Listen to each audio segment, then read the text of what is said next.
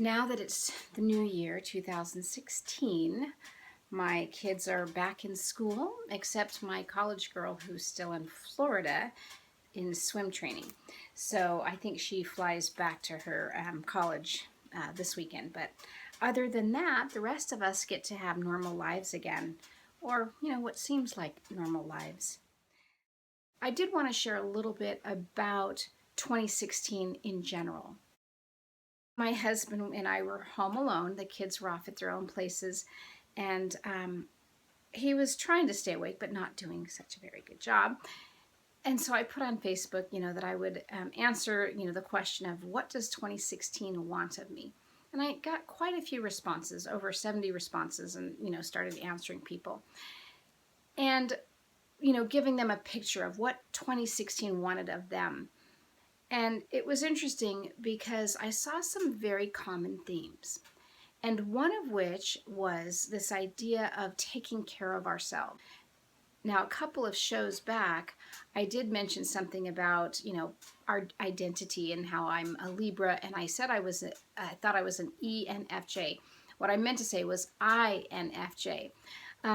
Even though I can speak to people and connect with people and can enjoy the social company of others, I really have very much an introverted nature, in that I get recharged and restored when I have my own space, when I have my own time away from, including my family, right? To have that, okay, they're all off at school and now I get to just sit and be.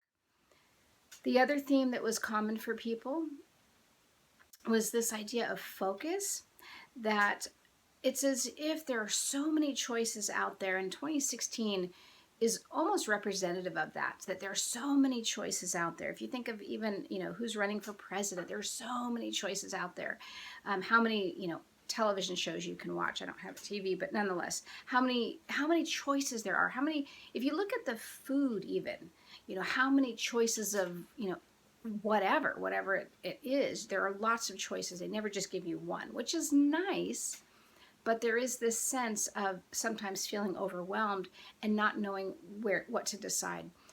So what was interesting is a common theme for many of the people that I was giving a quick read for was focus. Focus on what you really want. Which brings us to another one, which was joy. Joy was another common theme, which was to let go of our preconceived ideas and our practicality, and start moving toward joy. Now, that's not to say we want to throw, our practical nature to the wind and say, oh, whatever, but to really start to set aside that which has kept us sort of caged in with practicality and, have-tos, and start moving toward this this heart's, calling to say, what is it that you want? This came up for me. It's like, what is it that I want? So what I did at the beginning of the year is I created a list. And generally speaking, I have a monthly budget in which I have all of our expenses, and we are like literally at a shoestring. We do everything very minimally because that's really all we have, right? And so I make sure, every couple of days that we're right on track and that nothing's going to go through the bank before we get to the bank and all of that type of stuff. And one of the things I thought was, I'm tired of living in this sort of like, it's so tricky kind of way. And instead to say, what would I want? Rather than figuring out ways to conserve and save and, which we never have savings, but in terms of, how do we cut back? How do we, have less? I really wanted to figure out, how can I experience more? And I don't mean to sound in a greedy kind of way. I'm just saying in a sense of, what would I really like? And what would I like to have in my life that would make my life more joyful, more fulfilling? And for me, it's releasing that whole sense of financial struggle. I mean, I'm 49, and we've lived this way basically the whole time I've been an adult, my husband and I, and it's exhausting. So I made a list, and it was sort of a budget of, what would I like my expenses to be? We don't have health insurance. I know I'm supposed to, according to, the new law, but my kids and my husband, fortunately, are covered through Indian Health Services. It's not quite insurance, but at least it counts as that. And whereas I haven't seen a doctor in who knows how long. So one of the things on the list was, health insurance. But not only that, because I don't usually use, traditional or conventional medicine, I put on there, holistic health, treatment, so that I could go to the chiropractor. I could go to, cranial sacral if I wanted. I could utilize these other holistic means if I wanted to for my well-being.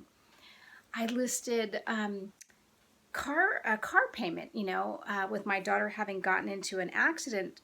I ended up getting, a little bit of money from my totaled vehicle. But it was just enough to put towards another hunk. And I like my new car. I really am happy with it. But it's old. It's a 2003 and it has over 100,000 miles. And so that's all I could afford, right? I didn't have savings. It was just like, okay, let's bring this to this. So wouldn't it be nice to have a car payment, or better yet, a paid off car that's a newer vehicle that I don't have to worry about?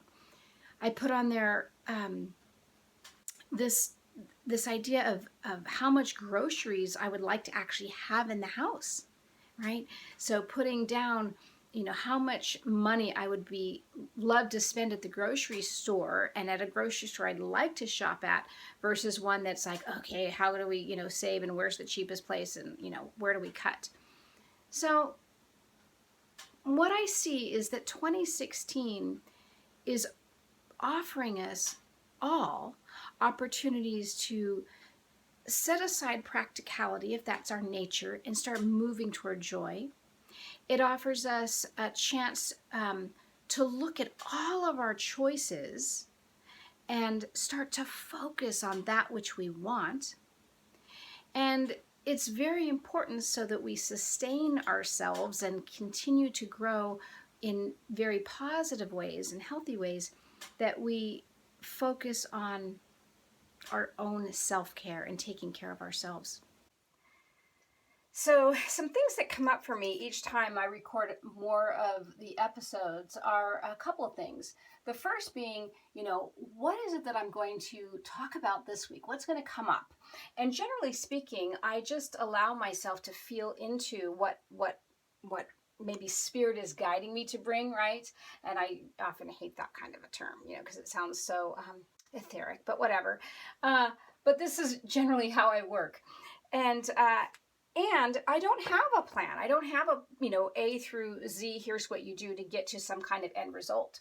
My intention was to do a reality show in which I show up each week and create a model for being in the world that works for me, or in some cases that doesn't work for me, so that we can kind of, muddle through this together in some respects, but with the intention of raising our own frequency and moving that frequency, that solid sense of high frequency love vibration into the world, right? And by sharing with you about my finances the other day, it's like, well, how is that related? That's kind of, strange. But what I see is that, for one thing, whenever we have an area in our lives that is blocked energetically for whatever reason, whether it's, good health, whether it's income, whether it's relationship, if it doesn't bring us joy, if it blocks us and makes us tighten up, then that in and of itself shifts our vibration, and it brings it to a place of a lower density, because we're not resonating with joy. We're not resonating with happiness. When it is infused with some sense of shame that, we've done something wrong, or we feel bad about ourselves in some way, that's even more dense. So as we come really clear with what we want, with what our visions are for this year, for our lives, we are going to be faced with our dark side, our shadow. And that shadow doesn't mean like, oh, because I don't make money, that's something dark or bad. It's how I feel about it. And if it makes me feel miserable to be struggling financially, or if it makes me feel shameful that I'm not making what other people make, then that is something for me to be with and to share.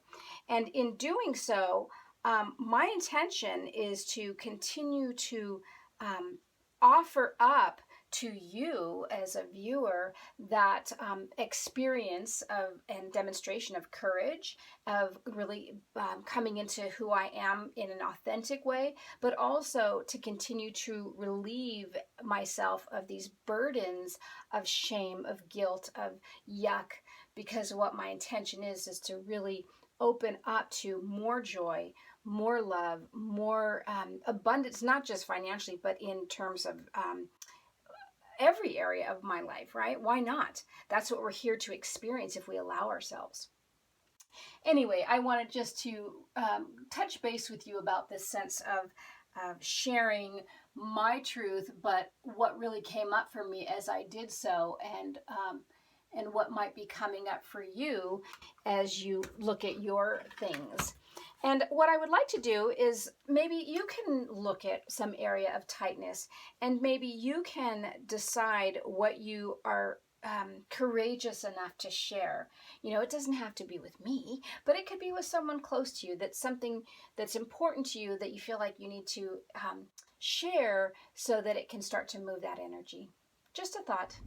What I want to leave you with is the question, you know, what does 2016 want of you? To contemplate that in some way, rather than looking at it as an opportunity to get what we want or to create the life that we want. Ask, you know, what is it wanting of me? Does it want you to face your fears? Does it want you to have some kind of focus in which you decide something? Is it wanting you to spend more time taking care of your basic fundamental needs? For me, it is really asking me to rise up in courage to experience that lack within me, whether it's financial, which of course is really an external symptom of what's going on, but that feeling of shame and worthlessness and that feeling of emptiness or lack in my life, right? What is that? And it's not about fixing, again, processing anything that, you know, that needs to be fixed in my life, but more or less really looking at it as an opportunity to come forward with my true self, with my truth, which is I am so abundant, you know, that we are so abundant as beings, that we are ultimately living into each new moment with perfect health, right?